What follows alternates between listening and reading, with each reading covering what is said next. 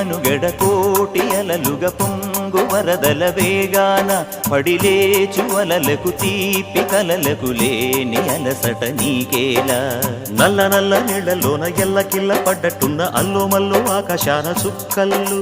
అమ్మాయంటి జాబిల్లమ్మ అబ్బాయంటి సూర్యుడమ్మ ఇంటి దీపాలవ్వాలంట దిక్కుళ్ళు ఎవరికి వారే యమునకు నీరే రేవు నీరు నావదంట నావతోడు రేవుదంట పంచుకుంటే